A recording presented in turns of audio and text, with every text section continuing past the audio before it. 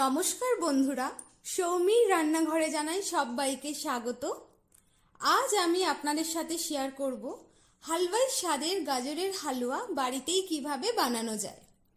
তাহলে চলুন শুরু করি। এখানে আমি 500 গ্রামের মতন গাজর নিয়েছি।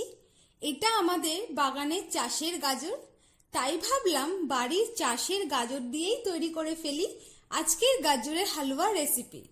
আমি এগুলোকে গ্রেট করে ফেরত আসছি। এগুলো আমি গ্রেটারের সাহায্যে ফাইন গ্রেট করে নিয়েছি।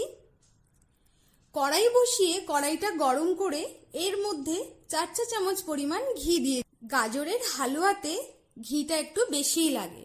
আপনারা গাজরের হালুয়া বানাতে কোনটা ব্যবহার করেন, ঘি নাকি তেল, আমাকে অবশ্যই কমেন্টে জানাবেন। ঘিটা গরম হয়ে গেছে, এর মধ্যে আমি গ্রেট করা গাজরটা দিয়ে দিলাম। গাজরটাকে লো ফ্লেমে 10 থেকে 12 মিনিট এটাকে ভেজে নিতে হবে। খেয়াল রাখবেন গ্যাসের ফ্লেমটা যেন লো থাকে। নাড়তে নাড়তে প্রায় 10 মিনিট হয়ে গেছে। দেখতেই পাচ্ছেন গাজরটা একদম নরম হয়ে গেছে। ঠিক এই সময় এর মধ্যে আমি দুধটা অ্যাড করে দেব। 500 গ্রাম গাজরের জন্য 1 গ্লাস দুধই যথেষ্ট। দুধটা একটু নেড়ে চেড়ে লো ফ্লেমে আরও 8 থেকে 10 মিনিট রান্না করে নেব। খেয়াল রাখবেন গাজরের হালুয়া বানাতে গেলে গ্যাসের ফ্লেমটা মিডিয়াম বা হাই দিলে কিন্তু একদমই হবে না, গ্যাসের ফ্লেমটা লো রাখতে হবে।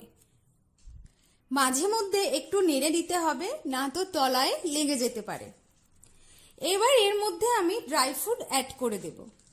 ড্রাই ফ্রুট এখানে আমি কাজু বাদাম, আমন্ড আর কিশমিশ নিয়েছি। আপনারা আপনাদের পছন্দের ড্রাই ফ্রুটস ব্যবহার করতে পারেন। ড্রাই ফ্রুটসটা দিয়ে আরও 5 থেকে 7 মিনিট রান্না করে নেব। এবার এর মধ্যে 3টে এলাচ আমি দিয়ে দিলাম।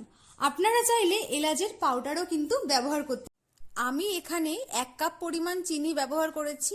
আপনারা মিষ্টি যেমন পছন্দ করেন সেই অনুযায়ী দেবেন। গাজরের হালুয়াটা প্রায় রেডি। এই সময় এর মধ্যে দোকান থেকে কিনে আনা খোয়া ক্ষীর দিয়ে দেব। আপনারা চাইলে খোয়া ক্ষীরের পরিবর্তে দুধটা গাঢ় করে নিয়ে ব্যবহার করতে পারেন, এতে স্বাদটা একই রকম আসে। 2-3 মিনিট আরও রান্না করে নেব। গাজরের হালুয়াটা প্রায় রেডি।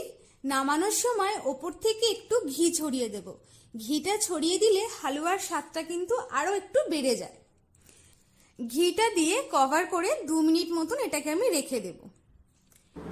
রেডি হয়ে গেল আজকের গাজরের হালুয়া রেসিপি। ভিডিওটা আপনাদের কেমন লাগলো আমাকে অবশ্যই কমেন্টে জানাবেন। ভিডিওটা যদি ভালো লেগে থাকে লাইক করে দেবেন, সাবস্ক্রাইব করে পাশে থাকবেন। ভিডিওর মধ্যে যদি আমার ভুল ত্রুটি কিছু হয় সেটা ক্ষমা করবেন। সবাই ভালো থাকবেন। নমস্কার।